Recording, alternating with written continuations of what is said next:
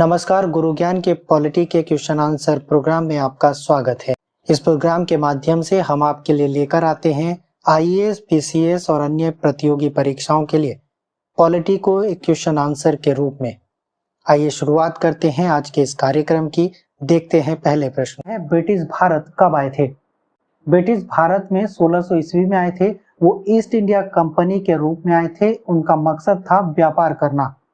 दूसरा सवाल, east India company ने बंगाल, बिहार, उड़ीसा के राजस्व एवं दीवानी न्याय के अधिकार कब प्राप्त किए थे? इसका आंसर है 1975 में। 1975 में ईस्ट इंडिया कंपनी ने इन तीनों स्टेट्स यानी बंगाल, बिहार, उड़ीसा के राजस्व एवं दीवानी न्याय को अपने अधिकार क्षेत्र में ले लिया था। अगला सवाल, संविधान सभा बनाने का सुझाव किसने और कब दिया था? संविधान सभा को बनाने का सुझाव सबसे पहले एम.एन. रॉय ने दिया था। वह साल था 1934। चौथा सवाल है हमारा, संविधान सभा का गठन कब किया गया था? तो संविधान सभा का गठन साल 1946 में किया गया था। अगले सवाल पर बढ़ते हैं कि रेगुलेटिंग एक्ट कब पारित किया गया था? रेगुलेटिंग एक्ट 1773 में पारित किया गया था। हमारा अगला सवाल है कि कंपनी के प्रशासनिक और राजनीतिक कार्यों को पहली बार मान्यता किस अधिनियम या एक्ट के तहत दी गई थी? इसका आंसर है रेगुलेटिंग एक्ट के तहत। रेगुलेटिंग एक्ट के तहत ही कंपनी के प्रशासनिक और राजनीतिक कार्यों को मान्यता मिली थी। अगला सवाल है, भारत में केंद्रीय प्रशासन की नींव कब और कौन से अधिनियम के तहत रखी गई थी? तो भारत में केंद्रीय प्रशासन की नींव 1773 में रखी गई थी और रेगुलेटिंग एक्ट के तहत रखी गई थी। अगला सवाल, किस अधिनियम के द्वारा बंगाल के गवर्नर को बंगाल का गवर्नर जनरल पद नाम दिया गया था? रेगुलेटिंग एक्ट अधिनियम के द्वारा बंगाल के गवर्नर को बंगाल का गवर्नर जनरल बना दिया गया था। हमारा 9वां सवाल है कि रेगुलेटिंग एक्ट द्वारा मद्रास एवं बंबई के गवर्नर को किसके अधीन कर दिया गया? जब रेगुलेटिंग एक्ट के द्वारा बंगाल के गवर्नर को बंगाल का गवर्नर जनरल बना दिया गया तो मद्रास और बंबई के गवर्नर को बंगाल के गवर्नर जनरल के अधीन कर दिया गया था। अगला सवाल, रेगुलेटिंग एक्ट के अंतर्गत उच्चतम न्यायालय की स्थापना कब और कहां की गई थी? उच्चतम न्यायालय की स्थापना सबसे पहले कलकत्ता में की गई थी और साल था 1774। बढ़ते हैं अपने 11वें सवाल की तरफ। 1784 का पिट्स इंडिया एक्ट क्यों लाया गया था? तो पिट्स इंडिया एक्ट को रेगुलेटिंग एक्ट की कमियों को दूर करने के लिए 1784 में लाया गया था। हमारा 12वां सवाल है, किस अधिनियम के द्वारा कंपनी के राजनीतिक एवं वाणिज्यिक कार्यों को पृथक पृथक कर दिया गया? इसका आंसर है पिट्स इंडिया एक्ट के द्वारा। 13वां सवाल, नियंत्रण बोर्ड यानी बोर्ड ऑफ कंट्रोल निकाय का गठन क्यों किया गया था? इसका आंसर है राजनीतिक मामलों के प्रबंधन के लिए। 14वां सवाल, बंगाल के गवर्नर जनरल को भारत का गवर्नर जनरल किस अधिनियम के तहत बनाया गया था? आंसर है 1833 का चार्टर अधिनियम के द्वारा। 15वां सवाल, भारत के प्रथम गवर्नर जनरल कौन थे? लॉर्ड विलियम बेंटिंक भारत के पहले गवर्नर जनरल थे। 16वां सवाल है हमारा, किसी अधिनियम के तहत भारत के गवर्नर जनरल को पूरे ब्रिटिश भारत में विधायिका के अधिकार प्रदान किए गए? अधिनियम था चार्टर अधिनियम 1833। 17वां सवाल, किस एक्ट ने सिविल सेवकों के चयन के लिए खुली प्रतियोगिता का आयोजन शुरू करने का प्रयास किया था? अधिनियम था 1833 का चार्टर एक्ट। हमारा 18वां सवाल है कि किस अधिनियम में कहा गया कि कंपनी में भारतीयों को किसी पद, कार्यालय और रोजगार हासिल करने से वंचित नहीं किया जा सकता? आंसर है चार्टर अधिनियम 1833। 19वां सवाल, किस अधिनियम ने गवर्नर जनरल की परिषद के विधायिक एवं प्रशासनिक कार्यों को अलग किया था? आंसर है चार्टर अधिनियम 1853। 20वां सवाल, भारतीय केंद्रीय विधान परिषद का गठन किस अधिनियम के तहत किया गया था? आंसर है 1853 का चार्टर एक्ट। 21वां सवाल, किस अधिनियम ने सिविल सेवकों की भर्ती एवं चयन के लिए खुली प्रतियोगिता व्यवस्था का शुभारंभ किया? आंसर है 1853 का चार्टर अधिनियम। 22वां सवाल, मैकाले समिति की नियुक्ति कब और क्यों की गई थी? मैकाले समिति की नियुक्ति भारतीय सिविल सेवा के संबंधों के लिए 1854 में की गई थी। 23वां सवाल, पहली बार भारतीय केंद्रीय विधान परिषद में स्थानीय प्रतिनिधित्व किस अधिनियम के अंतर्गत किया गया था? आंसर है 1853 का चार्टर अधिनियम के तहत।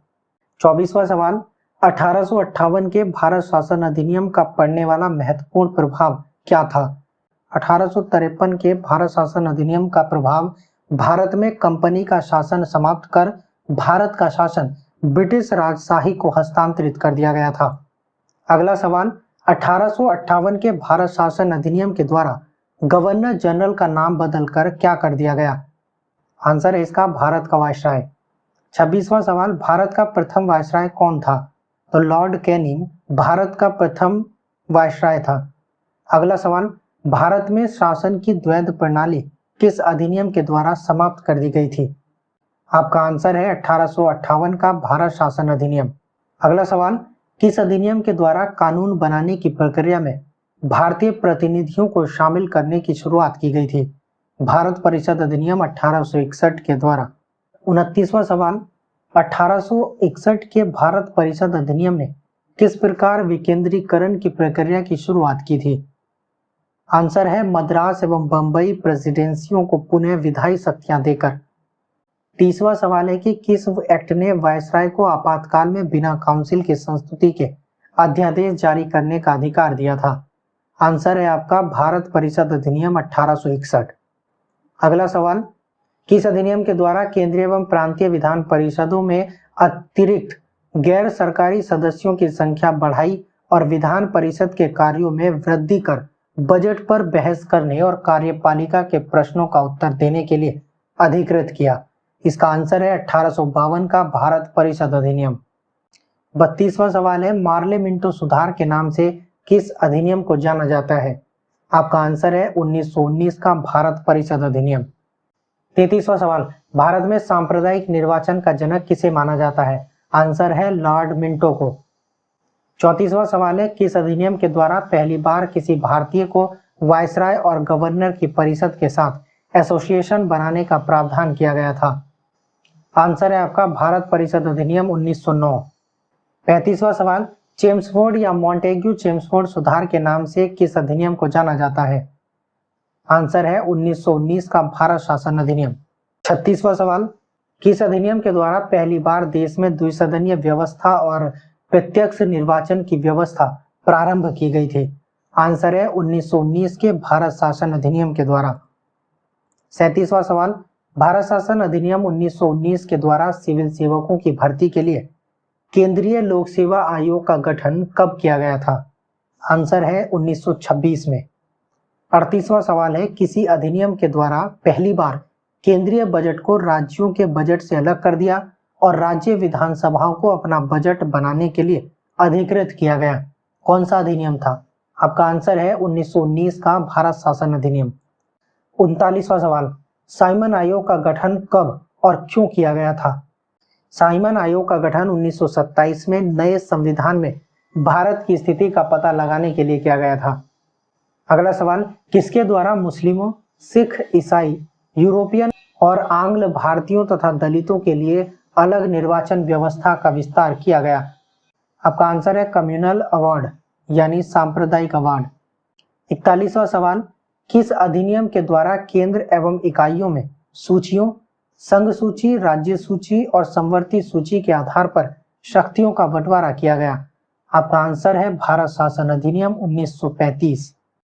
42वां सवाल, किस अधिनियम के द्वारा प्रांतों में द्वैध शासन व्यवस्था समाप्त कर केंद्र में द्वैध शासन प्रणाली का शुभारंभ किया गया? आपका आंसर है 1935 के भारत शासन अधिनियम के द्वारा। 43वां सवाल, देश की मुद्रा और साख पर नियंत्रण करने के लिए भारत शासन अधिनियम 1935 के द्वारा कौन से बैंक की स्थापना की गई थी? आपका आंसर है भारतीय रिजर्व बैंक। 44वां सवाल, किस भारतीय अधिनियम के द्वारा संघीय लोक सेवा आयोग, प्रांतीय सेवा आयोग और संयुक्त सेवा आयोग की स्थापना की गई थी? आंसर है भारत शासन अधिनियम 1935। 45वां सवाल है, भारतीय शासन अधिनियम 1935 के तहत संघीय न्यायालय की स्थापना कब की गई थी? आंसर है 1937 में। चलिए देखते हैं अगला सवाल। 1947 में भारत में ब्रिटिश शासन की समाप्ति की घोषणा किस ब्रिटिश प्रधानमंत्री ने की थी? आंसर है क्लीमेंट एटली ने। 47वां सवाल, माउंटबेटन योजना क्या थी? इसका आंसर है वायसराय लॉर्ड माउंटबेटन द्वारा पेश की गई भारत विभाजन की योजना।